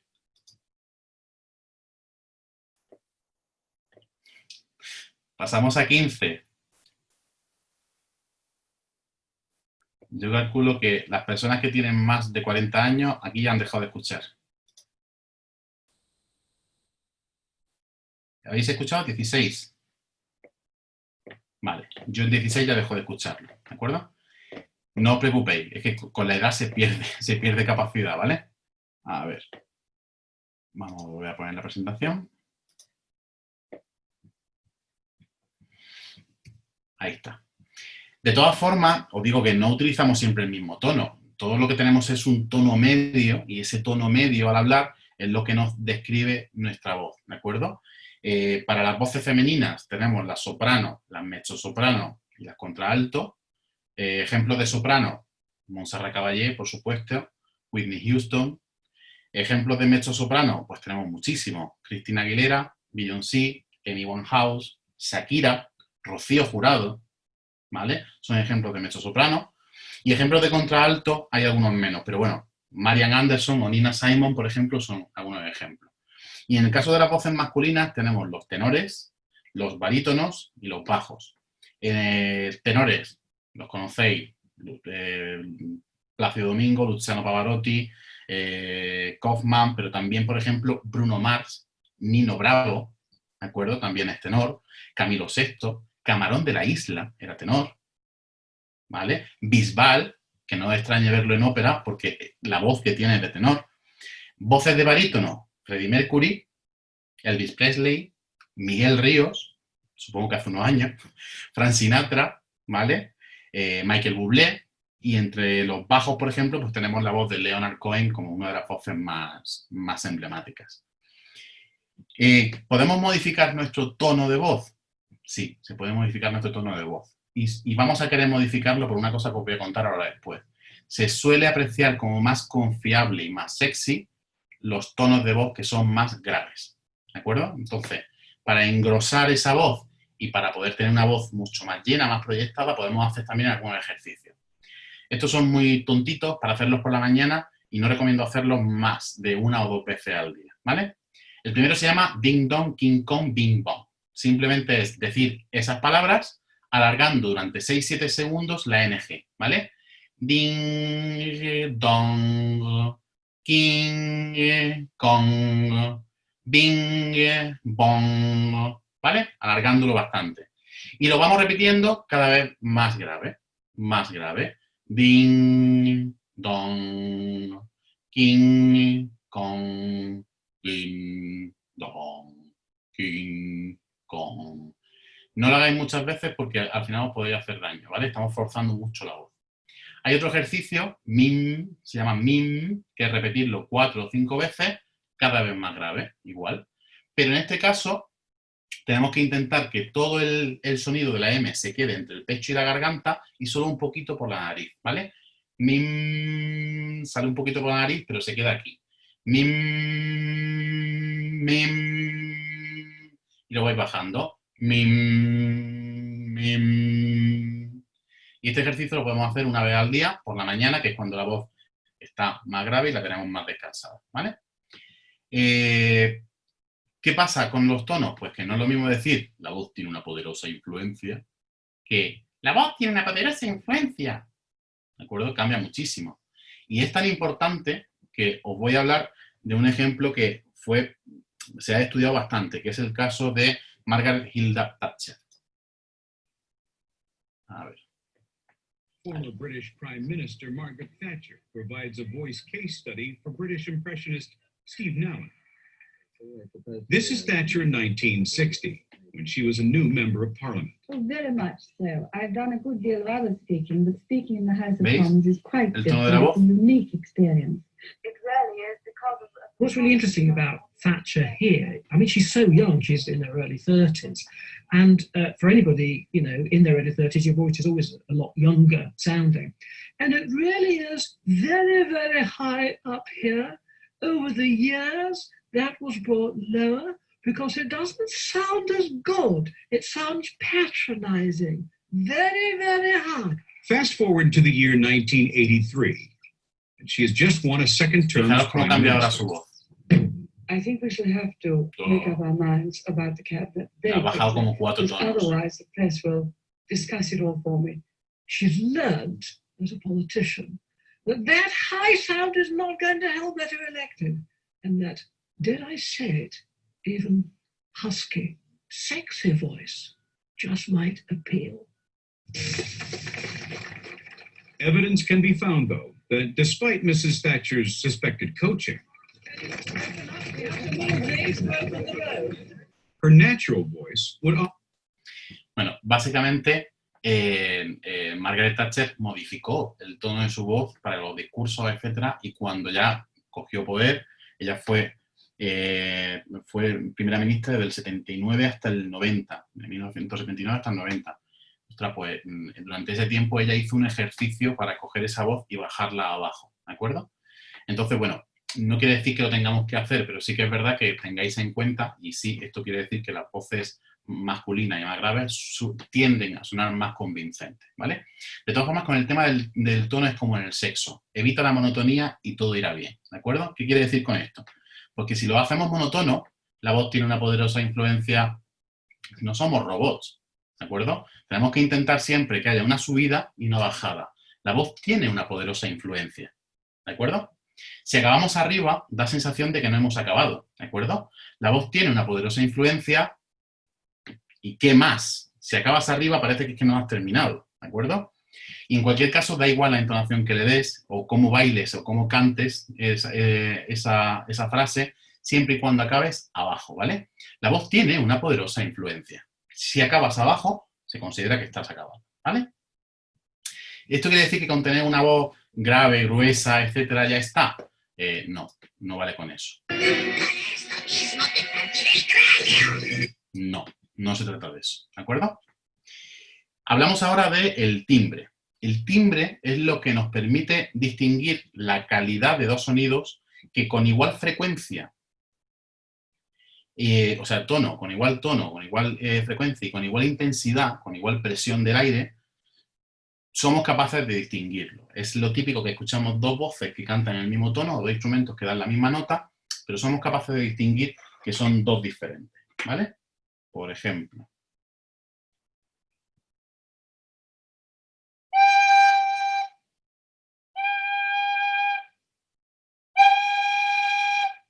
Somos capaces de distinguir que son dos distintos, ¿de acuerdo? Es la misma nota, pero tocada con dos instrumentos diferentes, te da un timbre distinto, ¿de acuerdo?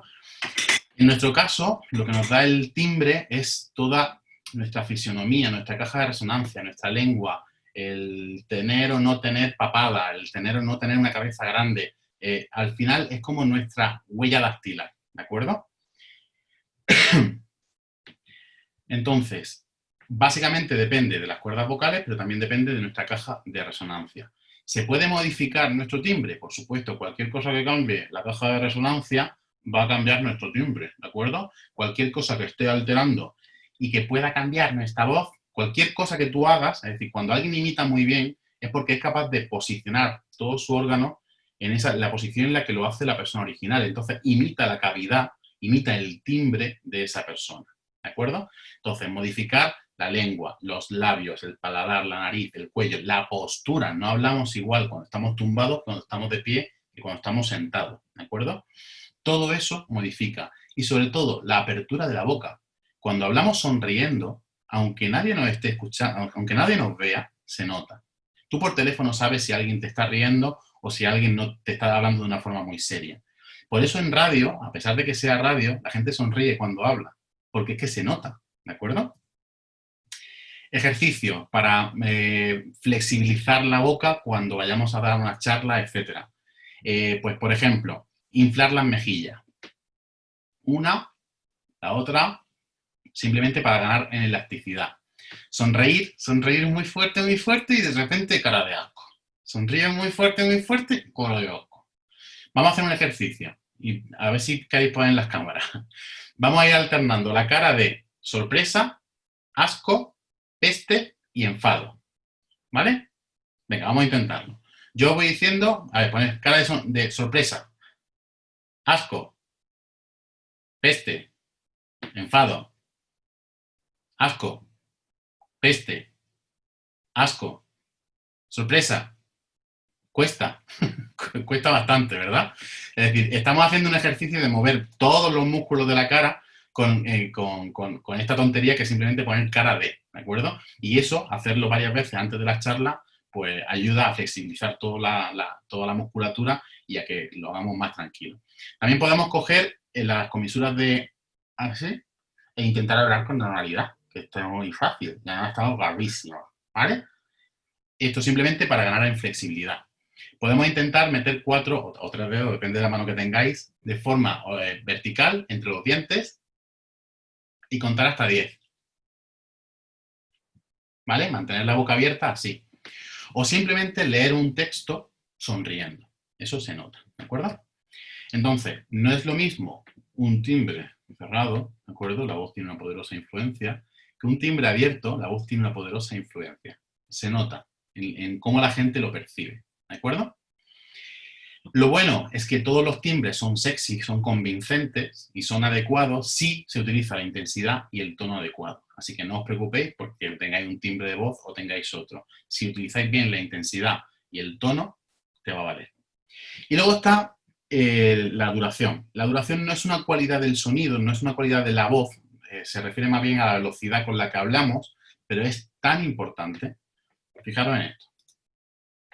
Curso para hablar tan rápido como Fredier. Eso no es tan difícil, hablar tan rápido simplemente requiere que ustedes tengan completamente conectadas todas sus sinapsis cerebrales directamente a su lengua para que puedan generar cualquier tipo de cosa coherente, que no necesariamente tiene que ser coherente, simplemente necesitan encontrar las palabras exactas para hacer la suficiente cantidad de tiempo, mientras ustedes piensan en el hipotálamo para luego mandarlo al cerebro y al cerebro las palabras que quieren mencionar para impresionar a la gente. No es tan difícil hablar tan rápido. Y yo creo que con eso terminamos el día de hoy, ¿verdad que sí? Espérate, no entendí, ¿me lo repites? ¿Cómo? Lo que dije hace un minuto, control C, control V. Si no entendiste, devuélvete un minuto en el video en YouTube. Cuando estamos muy nerviosos, tendemos a hablar muy rápido. ¿Y por qué? Porque queremos salir de ahí ya, queremos terminar con eso, queremos que esto acabe. Entonces tendemos a hablar muy rápido. lo normal cuando estamos en una conversación es que hablemos entre 140 a 150 palabras por minuto. Lo recomendable en una charla es hablar un poquito más rápido, porque como no hay interacción, estás hablando tú solo, si tú hablas a 140 o 150 palabras por minuto y no tienes interacción, parece que vas muy despacio. Entonces, entre 170 y 190 está bien. Podéis hacer una cosa como ejercicio y es simplemente escribir frases o textos de 170 o 190 palabras y cuando las escribáis, intentar leerlas y locutarlas justo en un minuto, ¿vale? Haceros varias frases así, o repartís todo el texto en bloques de 170 a 190 palabras, 180 de media, e intentar leerlo cada uno en un minuto. Esto os puede servir para varias cosas. Primero, para modular la velocidad con la que vamos hablando. Y segundo, ¿cuánto dura mi charla? Pues si tengo 10 minutos y tengo que hablar a 180 palabras por minuto, no puedes meter más de 1800. Si intentas meter 3500, no vas a tardar 10 minutos, ¿de acuerdo? Eso ya en general como recurso. Entonces, en cuanto a la duración, si hablamos muy despacio, la voz tiene una poderosa influencia, da una sensación rara. Si hablamos demasiado rápido, da una sensación que incluso no se puede entender, ¿de acuerdo? Entonces, tenemos que intentar medirlo. Hablar muy despacio da una sensación de que estás cansado, de que estás harto, de que estás aburrido, incluso de idiocia. Si hablas demasiado lento, parece que eres bobo, ¿de acuerdo? Si hablamos, sin embargo, demasiado rápido, pues te pone nervioso, te da sensación de que no das importancia a las cosas, etc. Usar siempre la misma velocidad, pues mira, no somos robots. Utilizar siempre la misma velocidad no tiene ningún sentido.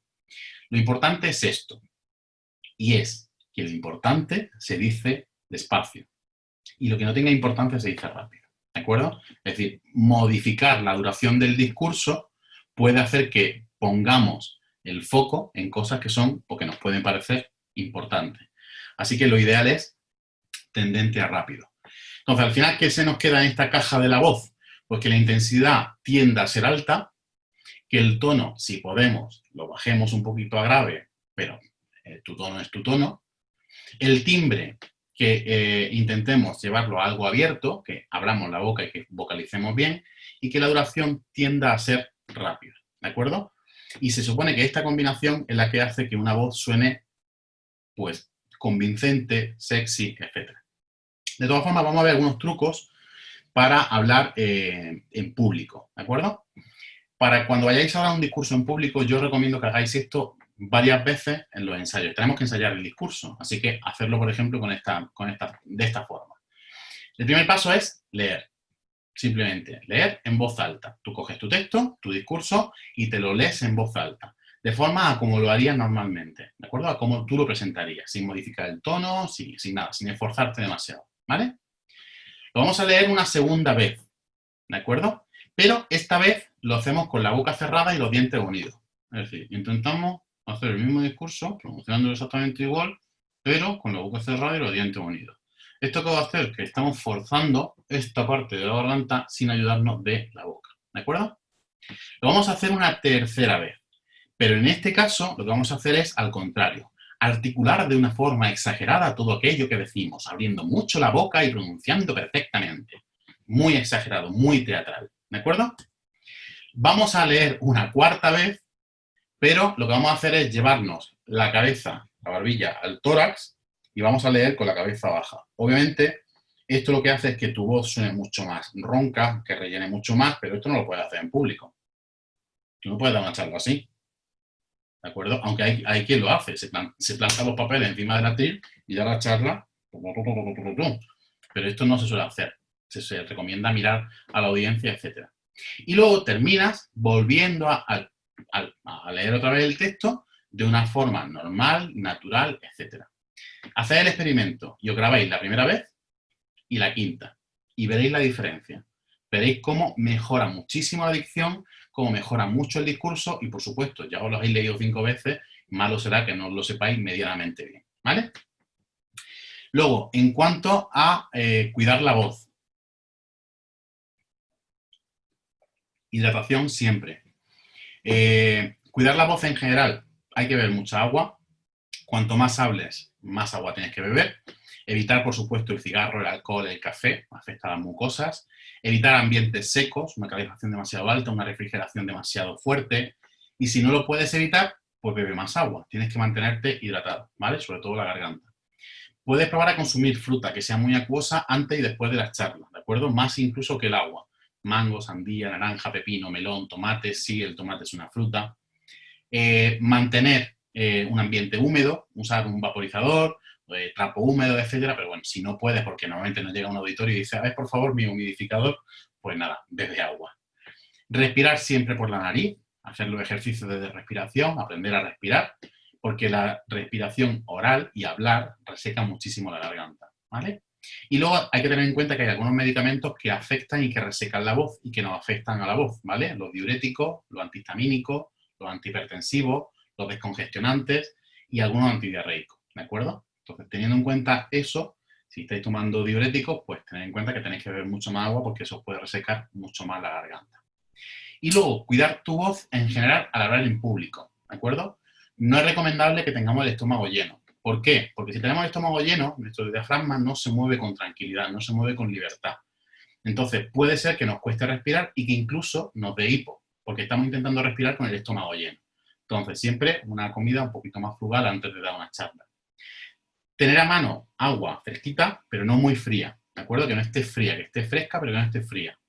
Evitar las corrientes de aire, evitar los cambios bruscos de temperatura. Aquí siempre pongo el ejemplo de que cuando hay un cambio de 5 grados a 25, tú notas el cambio. Pero a nivel de la voz y de la humedad, un cambio de 25 a 45 se nota mucho más. Entonces, evitar esos cambios bruscos de temperatura de llego de la calle, me meto en el aire acondicionado y empiezo a dar una charla. Eso te rompe. Por supuesto, no fumen ni esté cerca de alguien que... No fuméis en general y así no, y ya está, ¿no? No fuméis. Usar ropa cómoda y holgada, dar una charla en traje es muy incómodo. Puede que estés acostumbrado, pero siempre te encorseta, ¿de acuerdo? Intenta utilizar una ropa que te esté holgada, que esté bien. Cambiar de postura cada cierto tiempo, ¿de acuerdo? Relaja el cuerpo, hace que te destensiones un poco, porque cuando empezamos a dar las charlas no nos damos cuenta, pero pegamos los brazos aquí, empezamos a tensionar, y cuando acaba la charla dices, Lavín, qué dolor de espalda. Y es porque no has cambiado de postura en ningún momento, ¿vale? Y por supuesto, si estás nervioso, tu cuerpo lo va a notar. Vas a estar tensionado, te va a hacer daño en la espalda. Y sobre todo lo vas a notar al día siguiente. Así que hay que intentar hacer todos estos ejercicios y intentar ganar tablas para, con el tiempo, estar cada vez más tranquilo y más relajado, ¿vale? Así que ya sabéis, la voz tiene una poderosa influencia y si la utilizamos bien, pues nos puede ayudar a dar un buen discurso. Vamos a hablar ahora de un poquito de dicción, ¿vale? Y estos son solamente algunas cosas simplemente para tenerlas en cuenta. He puesto este ejemplo al azar.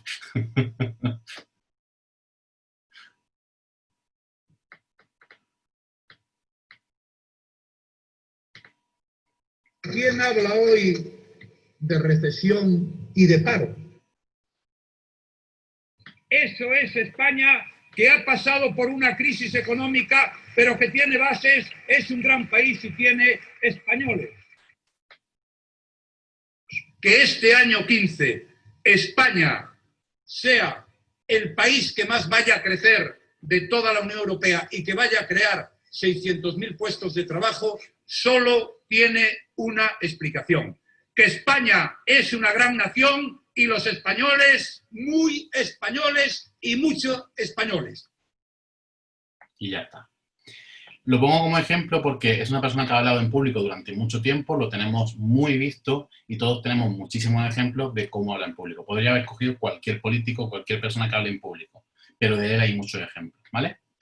La dicción es la articulación de los sonidos al hablar, ¿de acuerdo? Es el conjunto de características que definen la manera de hablar o de escribir de una persona.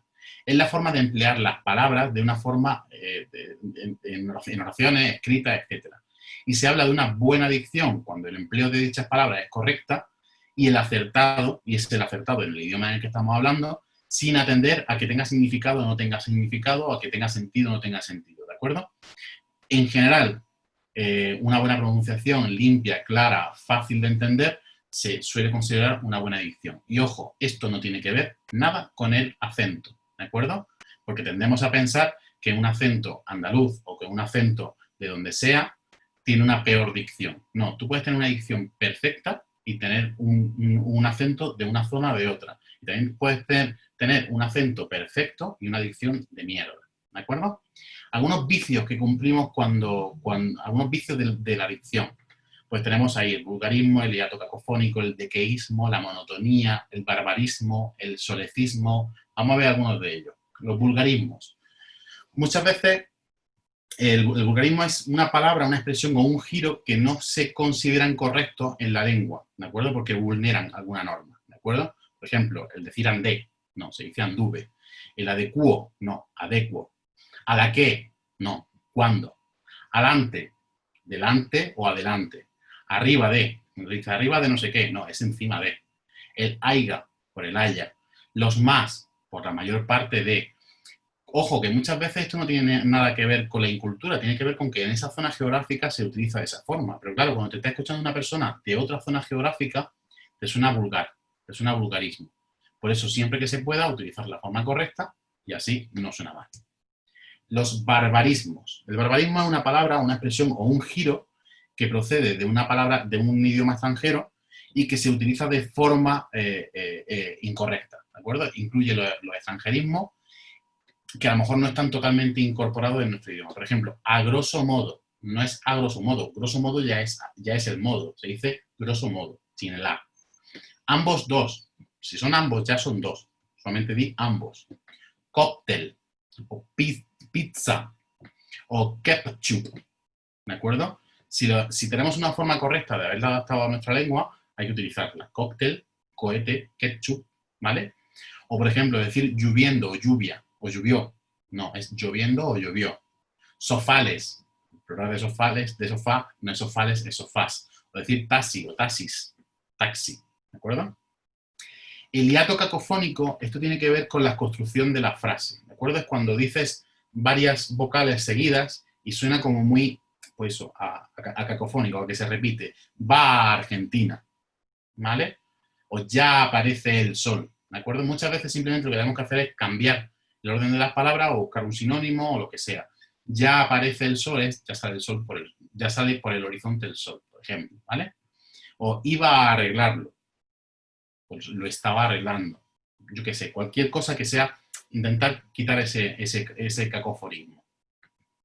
El solecismo o anacoluto es un cambio repentino de la construcción de la palabra, de la frase, que hace que no tenga mucho sentido. Y es que tú empiezas a decir una cosa, la piensas a la mitad y acabas de otra forma. Por ejemplo, mi compañera, sus padres son de Murcia. Claramente no es correcta, pero tú has empezado con que te refieres a los padres de mi compañera, los padres de mi compañera son de Murcia, pero has empezado por mi compañera, sus padres son de Murcia. Entonces, a la mitad es como que cambia el sentido, ¿vale? Nosotros no nos gusta esa historia, ¿no? A nosotros no nos gusta esa historia, ¿de acuerdo? Es simplemente porque vamos hablando rápido y a la mitad de la frase nos da y cambiamos un poco el significado. El queísmo y el dequeísmo, ¿de acuerdo? Que es quitar o poner la preposición de junto a la conjunción que cuando no toca, ¿vale? Y en este caso también depende mucho del uso de una zona, etcétera, pero hay formas que son normativas y formas que no son normativas. Me ha dicho de que vendrá mañana. Eso suena fatal, ¿vale? Me ha dicho que vendrá mañana. O pensó de que la Tierra era plana. Eso es no normativo, aparte de ser una gilipollez, ¿de acuerdo? Los pleonasmos, las redundancias, que es utilizar más palabras de las que necesitamos, subir arriba de la montaña en todo lo alto, bien arriba. Puede ser muy poético, pero estás diciendo muchas veces arriba, montaña y arriba, que no es necesario. O, por ejemplo, las muletillas, que todos tenemos muletillas y la forma mejor de quitárnoslas es grabarnos en vídeo y nos vamos a dar cuenta enseguida, porque cuando hablamos, como es nuestra muletilla, no nos damos cuenta. Es el típico del inglés o el del argentino, ¿vale? O el repetir, ¿me entiende? ¿Se me entiende? ¿Me entiende? Aparte de sonar a la princesa del pueblo, pues es una forma, una muletilla que tenemos de simplemente ganar tiempo cuando estamos pensando o expresando cualquier cosa. Bueno, pues básicamente hasta aquí era lo que yo quería presentar. Voy a dejar de compartir la pantalla y voy a ver los comentarios que he visto ahí un montón, pero no he podido leerlo. Muchas gracias, Óscar. Ha sido muy interesante y muy curioso, por lo menos para mí. Sí, hay algún comentario leyendo, sobre todo Más que preguntas, comentarios a cosas que ibas diciendo. A ver, no sé dónde empieza.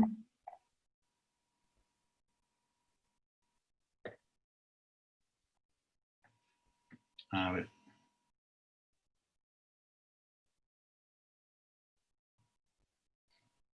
Dice, Teresa, dice, esta usa el asco como emoción, cuando he puesto los pliegues vocales, seguramente, ¿no? Sí. Me pregunta, dice, ¿tú tocabas algún instrumento de viento? Sí, toco el trombón de varas, pero no era cuestión de sacarlo en la charla. Si tienes frenillo, se puede entrenar y se puede arreglar. Aparte de que el frenillo es operable si es un problema muy, muy grave, pero sí que se puede entrenar. Incluso las personas que tienen dislalia, con la R, con la J, con cualquier otra de esas, se puede entrenar hasta el punto de conseguir formas de saltártelo y que no se note. Gente que tiene una dislalia en la R muy pronunciada, al final lo que hace es que lo convierte en otra letra, ¿vale? En vez de decir toro, dice toro, ¿vale? Y cuando lo dices rápido y lo dices muy seguido, a veces no se nota, pero todo eso se puede entrenar. Las dislalias, los frenillos, todo eso se puede entrenar y se puede mejorar muchísimo.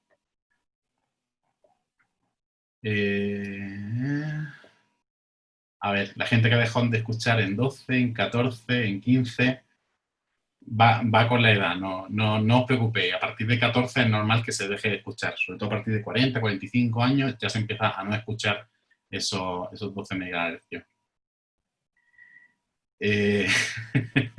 No, si has escuchado 14 ya está bien. Pregunta Teresa, dice, en esto del tono, ¿no será como el huevo y la gallina? Toda la razón, y lo he pensado muchas veces. Pero, efectivamente, o sea, se refiere a que, por ejemplo, ¿por qué suena más convincente la voz grave? ¿Por qué es de hombre o por qué es hombre suena más convincente? Es decir, ¿qué fue antes, el huevo o la gallina? Probablemente tenga algo de factor cultural. Pero es cierto que incluso entre hombres nos resulta más sexy un tono más grave y entre las mujeres también. Y sin embargo, un tono más agudo nos resulta más paternalista, más de cuidado, más, no lo sé. Puede ser que haya algo de esa influencia cultural y de ese tender a pensar que el hombre es más confiable, pero el caso es que es así, lo percibimos así.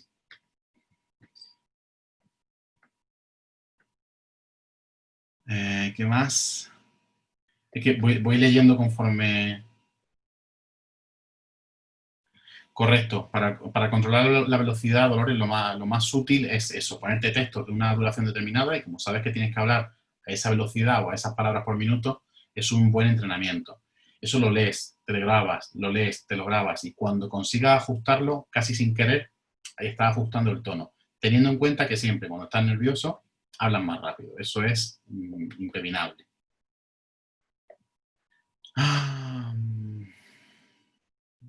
¿De acuerdo? Curso, vale. Muletilla, ¿no? Efectivamente, Teresa, la muletilla. A ver, a veces que las muletillas no tienen por qué ser malas, simplemente nos caracterizan, pero sí que es verdad que cuando lo dicen muchísimas veces, a mí me incomoda mucho el porque se nota que claramente estás intentando buscar tiempo y buscar las palabras adecuadas. Entonces, si lo tienes muy ensayado, no deberían de aparecer muchas muletillas, porque como el mensaje lo tienes tan claro y tan trillado, esas muletillas aparecen sobre todo cuando no tenemos claro lo que vamos a decir. Pero bueno, que si no se dicen demasiado, yo creo que la clave es, da una charla, te grabas. Si a ti te incomoda escuchar tantas veces esa muletilla, intenta modificarlo. Si no te incomoda, pues ya está, pues también puede ser parte de lo que tú estás, de tu forma de hablar.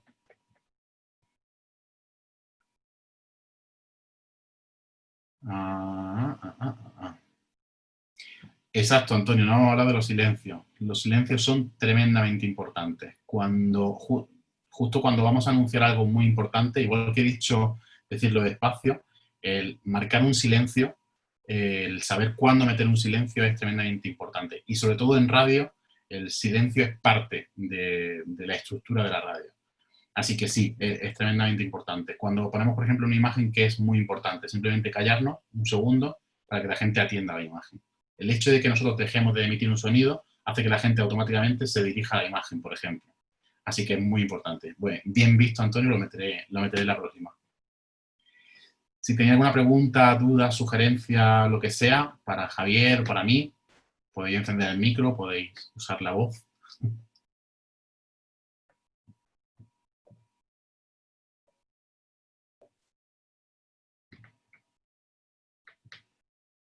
¿Nada? El silencio. El silencio, la importancia del silencio. Bueno, pues Javier, muchísimas gracias. Muchas gracias a todos los asistentes. Y nada, dejaremos la charla subida al canal de YouTube de la Fundación, como siempre. Y nada, nos vemos en septiembre, que tenemos previsto seguir con este ciclo. Haremos otras cosas diferentes. Hablaremos de management, hablaremos de otras soft skills y seguiremos organizando cositas. Muchas gracias a ti, Óscar, también, ¿eh? Muchas gracias, María. Muchas gracias a todos. Hasta luego. Adiós.